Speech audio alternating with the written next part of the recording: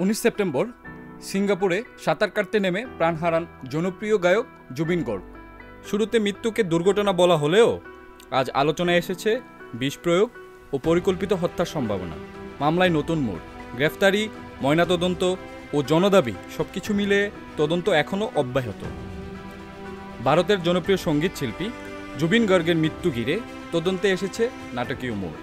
সিঙ্গাপুরে তার মৃত্যুর ঘটনায় গ্রেফতার করা হয়েছে তারই জ্ঞাতিভাই আসাম পুলিশ সার্ভিসের কর্মকর্তা সন্দীপন গর্গকে।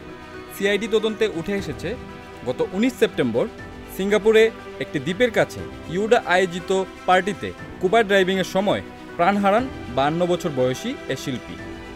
সে পার্টিতে উপস্থিত ছিলেন সন্দীপন সহ আরও কয়েকজন ঘনিষ্ঠজন। ঘটনার পরপরই শুরু হয় একের পর এক অভিযোগ, রহস্য আর তদন্ত। ইতিমধ্যে জুবিনের ম্যানেজার, ব্যাচমেট, ইভেন্ট অর্গানাইজার সহ 4 জনকে গ্রেফতার করেছে পুলিশ।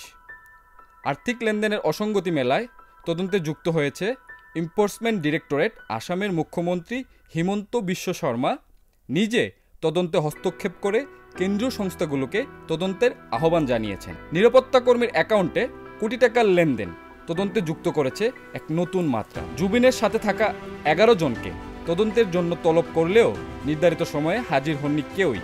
জুবিন গর্গের মৃত্যুর রহস্য আজই গোপনই রয়েছে।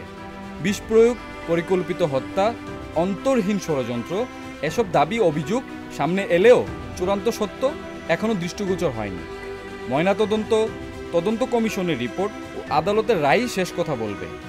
এ মামলার সার্বক্ষণিক অনুসন্ধান এবং প্রকৃত সত্য উদ্ঘাটনের অপেক্ষায় রয়েছে মিলিয়নস অফ দর্শক, ভক্ত ও সাধারণ মানুষ।